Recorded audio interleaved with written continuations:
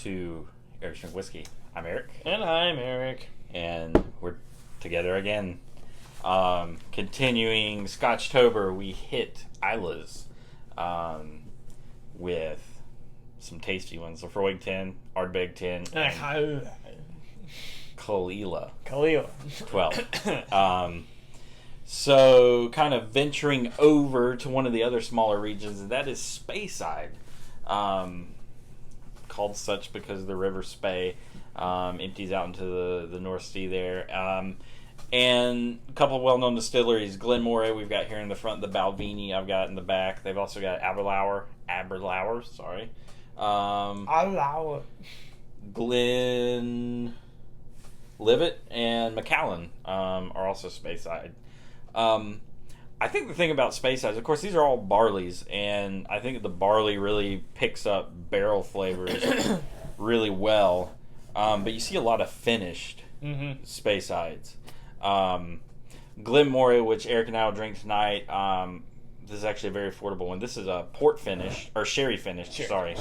Aberlour also has a great sherry finished whiskey. This particular Balvenie that I have is Caribbean cask finished, so rum cask finished, which gives it some really nice flavors.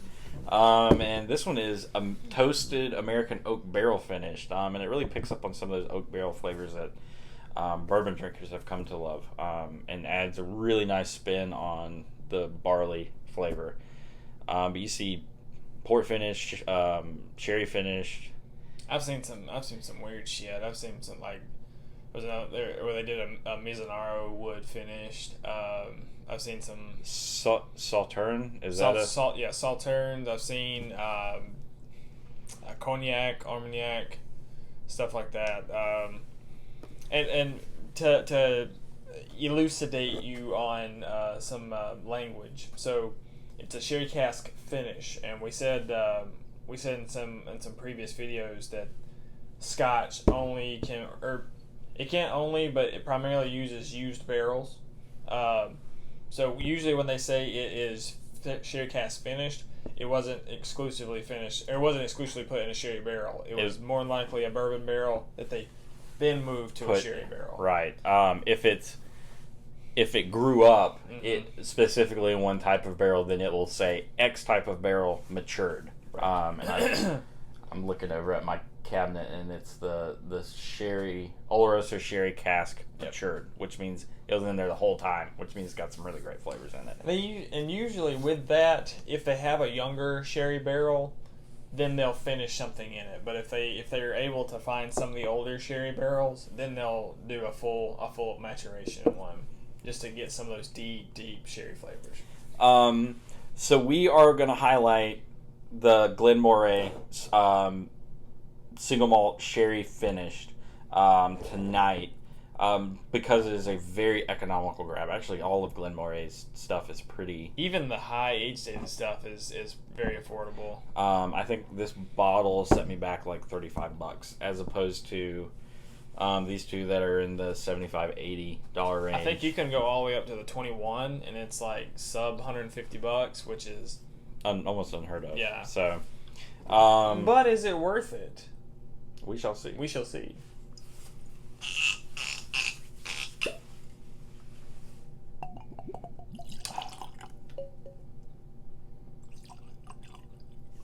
So one thing to note, we saw with the Islas that most of them were pretty light unless they had some caramel color added.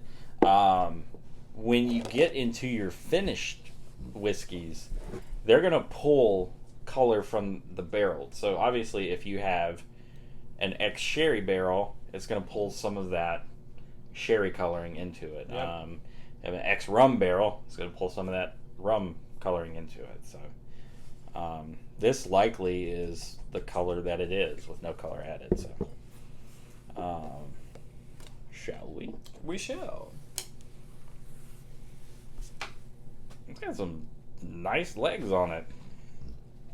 Yeah, Crawl. I'd give it a cat call. I'm crawling up the sides of that thing.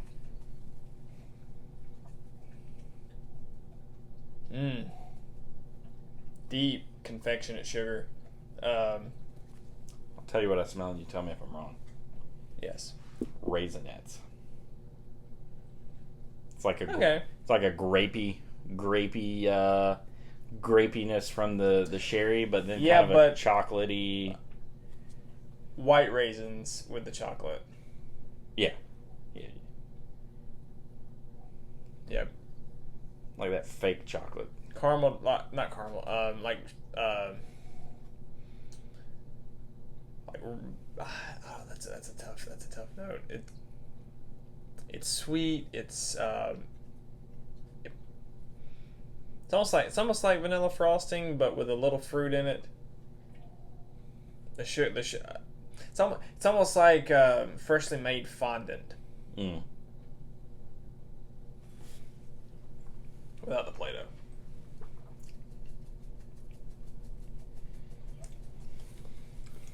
Ooh, that sherry is right there. Right up front. Um, Kind of a burnt note on the back there. Ah. Got it. Lay it on me. Cherry lozenge on the back. That's what that bite was for me. I get like that raisiny aftertaste. It's like a dry sherry up front. Yeah. It kind of you're like, but yeah, that back is like it's a little medicinal to me. Not bad. Not off-putting. If you're a sherried Scotch guy or woman or whatever, you'll enjoy this. I think the youth is there. Oh, that's why it's only 80 proof. Really? The sherry finish that I've enjoyed have had a higher proof, and you get more of a bite to it, and I think that helps to offset that medicinal sweetness a little bit. I still get those old cherry. What brand is that? The old cherry cough drops, like the OG ones, like Sucrets. White box. Yeah, I think so. Yeah.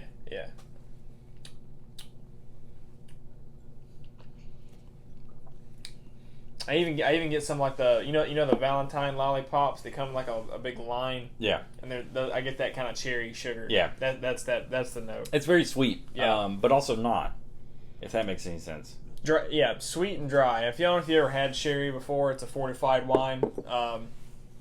It's a lot sweeter. It's a lot sweeter than normal wine, but it's dry. It's very dry. it's such an odd thing. It's not like you have sherry and you've got port. Port is a little more syrupy than sherry is, and port would be the more sugary and sweeter of the two. The sherry, considered a dessert wine, but it is a little dry. There are sweeter sherries, but Oloroso in particular is that dry kind of deep flavor of a sherry. Now, do we recommend this for a first time Scotch drinker? No, I wouldn't. I would recommend Glen Moray as a whole. If you want to dabble in finished scotches, yep, which is exactly why I picked up this bottle when I did. This is the one. I mean, it's $35. It's good. Yeah, I've enjoyed it. Like I said, for this type of a bottle, I would like to see this at 90 proof. I think that'd give it more of a, especially probably as young as it is, I think that'd give it more oomph, some spice, to cut through that sweetness a little bit.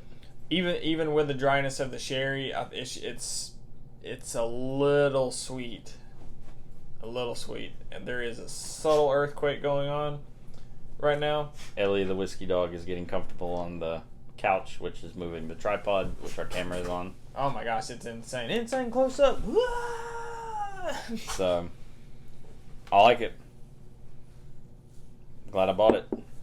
For $30, let's roll with it. Now, Eric, Where do they find us? You can find us on Instagram at Eric's The IG. underscore drink underscore whiskey with an E. So we post all kinds of stuff there.